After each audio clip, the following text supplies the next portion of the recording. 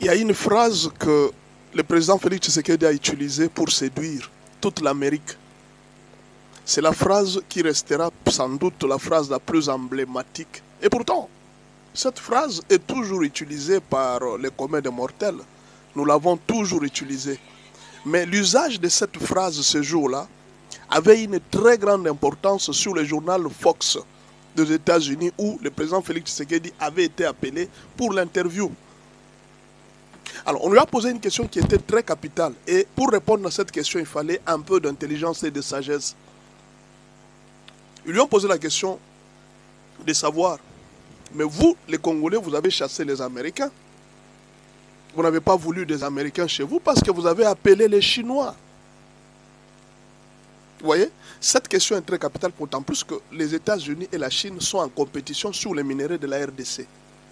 Comment Félix Tshisekedi devrait répondre sans frustrer les Chinois et ça en même temps frustrer les Américains?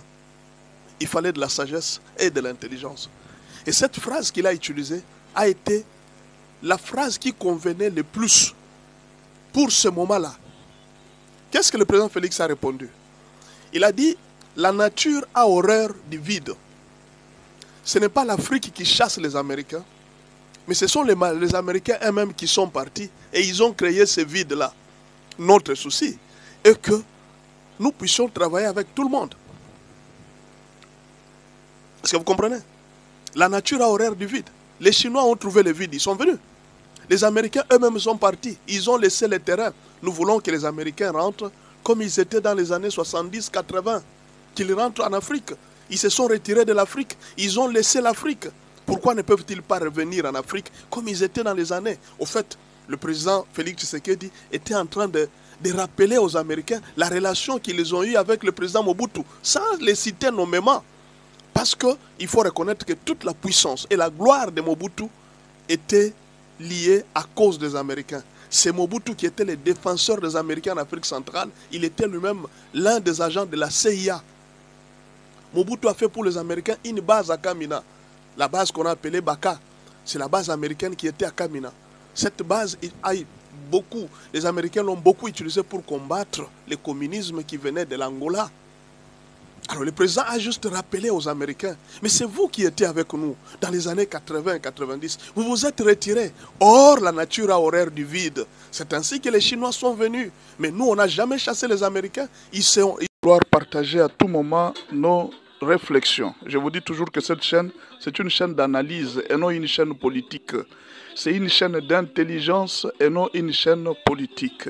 Nous soutenons tous ceux-là qui sont des patriotes. Donc si vous défendez la RDC, nous allons vous soutenir. Si vous combattez la République, nous allons aussi vous combattre, c'est clair. Parce que ce pays, c'est l'avenir de nos enfants. Nous ne pouvons pas jouer avec ce pays. Alors, peut-être vous n'avez pas encore appris les deals RDC-USA. Nous vous donnons juste un résumé de ce qui sera signé. Si un jour vous apprenez que le deal est signé, voici ce qu'à peu près peut être les deals en question. Alors, dans ce deal, il y a les investissements publics, c'est-à-dire le gouvernement américain va investir 200 milliards, et puis il y a des investissements privés, là où il y aura 3 000 milliards. Donc, le gouvernement investit 200 milliards dans 5 ans, soit 40 milliards par an, et les privés vont investir 3 000 milliards. Alors, qu'est-ce qu'il y a dans 5 ans? Il y aura 40 milliards, il y aura plusieurs secteurs qui sont visés par le gouvernement, dont l'investissement public. Il y a l'énergie, la sécurité, la gouvernance démocratique et la lutte contre la corruption. Ça, c'est une bonne chose. Ça, c'est le gouvernement américain qui va s'engager dans la lutte contre la corruption. Il y aura 40 milliards de dollars chaque année pour lutter contre la corruption, pour faire la promotion de la démocratie et puis pour la sécurité et l'énergie. Mais dans le secteur privé, nous aurons, dans le secteur, on va faire des infrastructures, la santé et les autres, comme vous savez, construire des écoles. Et bon, évidemment, dans tout ça, c'est la RDC qui va gagner. Mais malheureusement, il y a certains Congolais qui sont en train de parler des bradages de minéraux. Le Rwanda vient de nous piller pendant 30 ans. Personne n'a crié bradage de minéraux. Vous ne verrez jamais les panafricanistes dire que le Rwanda a bradé les minéraux ou bien a pillé les minéraux de la RDC. Personne n'en parle. Juste quand ils ont appris que Félix Tshisekedi veut faire les deals avec les Américains, ah voilà, on a bradé les minéraux. Mais ces minéraux, on nous les a volés pendant plusieurs années. Il y en a qui étaient pauvres, qui sont venus pauvres dans le pays, mais qui sont devenus très riches aujourd'hui à cause de ces minéraux que vous, Congolais, vous n'avez jamais profité. Mais là, vous voulez vous lever pour dire que non, nous allons faire une pétition contre le bradage des minéraux. Contre le bradage des minéraux. Qui veut brader les minéraux? On vous donne la paix et on vous donne des emplois et vous dites que nous bradage des minéraux. Et vous voulez qu'on laisse le Rwanda continuer à piller. Non, aimez quand même votre pays, aimez même vos enfants, même si vous êtes égoïste, aimez votre descendance qui va rester après vous. Ne soyez pas égoïste.